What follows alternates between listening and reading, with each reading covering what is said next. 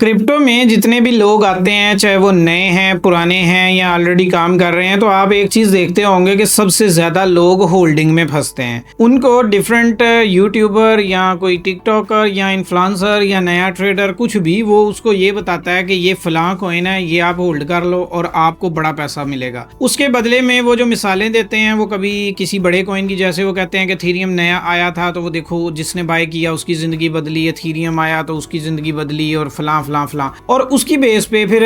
जितने भी ज्यादातर लोगों का लॉस होता है वो नए कॉइन्स में होता है या नए लॉन्च कॉइन में होता है या नए आने से पहले वाले खरीद के कॉइन होता है। इस टाइम में बहुत सारे लोग होल्डिंग में फंस जाते हैं और उस होल्डिंग में उनके फंड, किसी का 25,000 10,000 रुपये आता है, किसी का लाखों का फंड जीरो हो जाता है, किसी का कुछ है, किसी का कुछ है। इसमें जो बात समझने की है वो ये कि होल्डिंग हर कॉइन में नहीं की जाती और होल्डिंग की स्ट्रेटजी भी एक खास तरह से वर्क करती है। उसका तरीका ये नहीं होता कि आपको किसी ने बताया और आपने वो कॉइन ले लिया। फॉर एग्जांपल अभी कुछ दिन पहले एक यूट्यूब पे एक जो टिकटॉकर हैं उन्होंने वीडियो डाली कि आप इना कॉइन को बाय कर लो, यानी 4 से 5 लोगों ने बोला ENA कॉइन है उसको बाय कर लो। आप लोगों ने भी सोचा कि हाँ इन्होंने बोल दिया तो मार्केट तो ऊपर ही जाएगी, लेकिन ऐसा तो नहीं है ना, मेरे बोलने से जानी है ना किसी और के बोलने से। तो वो क्या है, वो एनालिसिस है, उस एनालिसिस की बेस पे ही मार्केट ने मूव होना है। इना कॉइन को जब मैंने अपने चार्ट के ऊपर लेके आए तो उसका जो वीक का चार्ट देखा तो उसके अंदर अभी भी 20 से 25% गिरावट का चांस मौजूद है। अच्छा, नंबर 1 पे तो ये। उसके बाद दूसरा ये कि उन्होंने उसका जो टारगेट बताया कि इना कॉइन है तो इसका टारगेट आप ये रख ले, यानी कि किसी ने $2, किसी ने $1, किसी ने कुछ, किसी ने कुछ। अब आ जाते हैं कि अगर हम उसकी सप्लाई पे ही बात कर लेते हैं, यानी इना कॉइन की उसी सप्लाई पे बात कर लें कि जो उसकी सप्लाई मार्केट के अंदर मौजूद है उसको हम देखें और जो नई आने वाली सप्लाई है उसको मार्केट में देखें, तो वो एक बात बिल्कुल क्लियर हो जाती है कि उस कॉइन के ऊपर हर महीने प्रेशर कम होने की बजाय प्रेशर बढ़ रहा है। क्यों? जहां पर उसका वॉल्यूम एक जगह पे रुका हुआ है, उसके अंदर नए यूज़र नहीं आ रहे या उनकी कम्युनिटी कोई नया काम ऐसा नहीं कर रही या कोई उसकी ऐसी टेक्नोलॉजी भी नहीं है जिसके अंदर वो बहुत ज़्यादा पैसा लग रहा हो,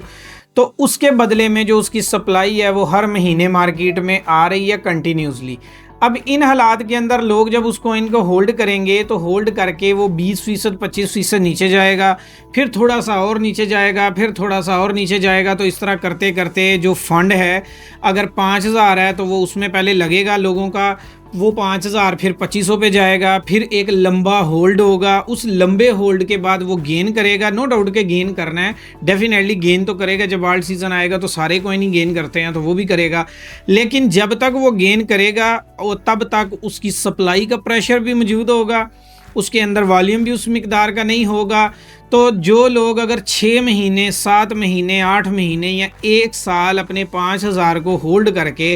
एट दी एंड अगर वो $2,000 कमा लेते हैं या $2,500 कमा लेते हैं और उसको वो सब्र का नाम दे दे, तो ये टोटली गलत टेक्निक है, टोटली गलत है ये। क्योंकि मार्केट के अंदर आप इससे बेहतर प्रॉफिट डेली बेसिस पे कमा सकते हैं, वीकली बेसिस पे कमा सकते हैं और 3 डे 4 डे की स्ट्रेटजी के मुताबिक कमा सकते हैं। जैसा कि हमारे बिजनेस ग्रुप के अंदर होता है कि हम होल्डिंग को एक शॉर्ट फॉर्म में आपको दिया जाता है। तो बताने का मकसद ये है कि लोग क्या करते हैं कि होल्डिंग के चक्करों में पड़े रहते हैं और अपना फंड लॉस करते रहते हैं और टाइम और पैसा दोनों ही होल्ड पे रहता है, यानी टाइम भी ज़ाया होता है, पैसा भी ज़ाया होता है और मिलता भी कुछ नहीं है। तो इसलिए जो भी कॉइन आप खरीद, कोई भी पर्सन अगर आपको बोलता है कि कॉइन खरीदना है तो एटलीस्ट उसकी थोड़ी सी स्टडी तो करो। अब जैसे मेरे सामने भी कोई पर्सन आता है तो वो कहता है ये कॉइन खरीदो, तो कम से कम आप उसका टेक्निकल और फंडामेंटल एनालिसिस तो करो। अगर आप एनालिसिस नहीं करोगे तो ये आपके लिए घाटे का सौदा ही होगा। अब जैसे मैंने यहाँ पे अपने हिसाब से एनालिसिस किया तो मेरे हिसाब से अभी तक उसको बाय नहीं करना चाहिए,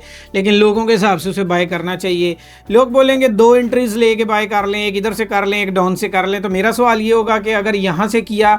और 1 महीना वो इसी जगह पे रहा, दरमियान में जाके दूसरे महीने तीसरे महीने भी वो डाउन ही रहा, 3 महीने के बाद 4 महीने के बाद अगर वो फ्लाई हुआ भी और वो यहीं तक आएगा जहाँ तक मौजूद है, तो अगर तब आपने को थोड़े बहुत पैसे कमा लिए तो ये क्या कमाई हुई है। इससे बेहतर मार्केट के अंदर अपॉर्चुनिटी हर वीक में 10% 5% की अपॉर्चुनिटी मार्केट के अंदर मौजूद होती है। तो इससे बेहतर, तो कदरे बेहतर वो हाल है कि आप इस बिज़नेस को एज ए बिज़नेस करो, एज ट्रेडिंग को एज ए बिज़नेस करो, तो वो ज़्यादा बेनिफिट आपके लिए होगा। अब अगर तो आपको कॉइन पढ़ने आते हैं या आपको होल्डिंग करनी आती है तो वेल एंड गुड, अगर नहीं आती तो हम आपको ये सर्विस देंगे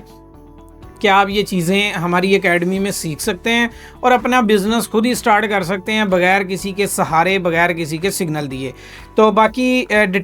ये वीडियो डिटेल से इसलिए बनाई है ताकि आप लोग गलती ना करें और उस गलती से बच जाएं जो गलती आप बार बार कर रहे हैं।